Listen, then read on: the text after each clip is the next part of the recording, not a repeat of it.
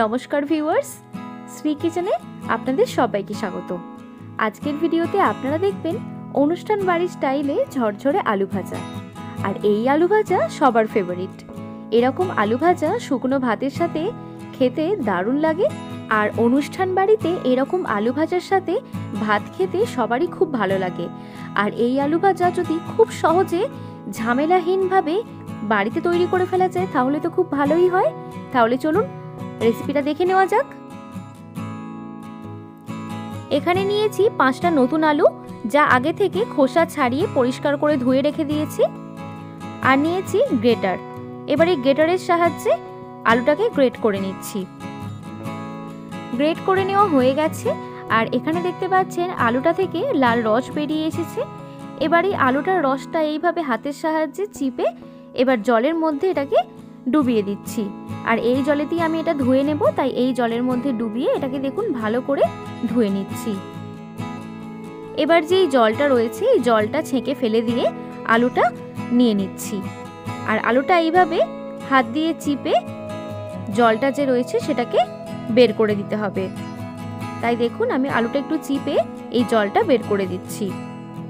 আবারও আমি পরিষ্কার জল নিয়ে নিয়েছি। এই আলুটা আবারও এই জলের মধ্যে দিয়ে ভালো করে ধুয়ে নিচ্ছি। ধুয়ে নিয়ে আবারও আমি এই জলটা ফেলে দিয়ে আলুটা এইভাবে ছেঁকে নিচ্ছি। আর এইভাবে আমি 6 থেকে 7 বার আলুটাকে ধুয়ে নিয়েছি।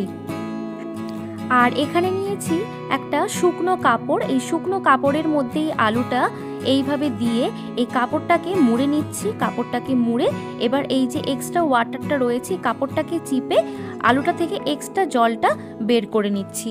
দেখুন, আর এই জলটা বের করে দেওয়ার পরও এই কাপড়টা খুলে আমার মনে হয়েছে যে আলুটার মধ্যে আরও একটু জল রয়েছে, তাই আমি আরও একবার এই কাপড়টাকে এইভাবে চিপে এক্সট্রা জলটা বের করে নিচ্ছি।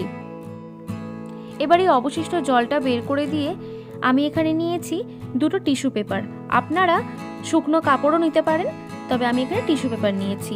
এবার এই টিস্যু পেপারের উপরে এই আলুটা রেখে এই টিস্যু পেপারটাকে এইভাবে মুড়ে দিচ্ছি, যাতে আলুর মধ্যে যদি জলীয় কিছু ভাব থাকে তাহলে সেটা যাতে টিস্যুর মধ্যে চলে আসে। দেখুন এখানে আলুর মধ্যে যে জলীয় ভাবটা ছিল সেটাই টিস্যুর মধ্যে চলে এসেছে, তাই টিস্যুটা ভিজে গেছে। আর এই আলুটা এখন এই টিস্যু থেকে বের করে নিয়ে এইভাবে চাড়িয়ে নিয়েছি। আর দেখুন আলুটা কতটা ঝরঝরে মনে হচ্ছে। এইভাবে 2 মিনিট ফ্যানের হাওয়ায় রেখে দিতেও পারেন। এটা ভাজার জন্য রেডি হয়ে গেছে। আমি এখানে ভেজে নিচ্ছি। আর এখানে বেশ কিছুটা পরিমাণ তেল কড়াইতে দিয়ে গ্যাসের ফ্লেম হাইতে করে আমি এটাকে গরম করে রেখেছিলাম। এখন গ্যাসের ফ্লেম স্লোতে করে দিয়ে এই আলুটা এর উপরে দিয়ে দেওয়ার পর আমি নেড়ে চেড়ে ভেজে নিচ্ছি। আর এই পর্যায়ে গ্যাসের ফ্লেমকে স্লোতে করে দিতে হবে। গ্যাসের ফ্লেম স্লোতে করে দিয়ে আমি এই আলুটা ভেজে নিচ্ছি। 2 থেকে 3 মিনিট ভেজে নেওয়ার পর দেখুন আলুটা ভেজে নেওয়া হয়ে গেছে। আর আলুটা দেখে বুঝতেই পারছেন যে এটা ক্রিস্পি হয়েছে। এবার এটা তেল থেকে ছেঁকে তুলে নিচ্ছি। তেল থেকে ছেঁকে তুলে নেওয়ার পর বাকি যে আলুটা ছিল সেটাও ঠিক একইভাবে ভেজে নিচ্ছি।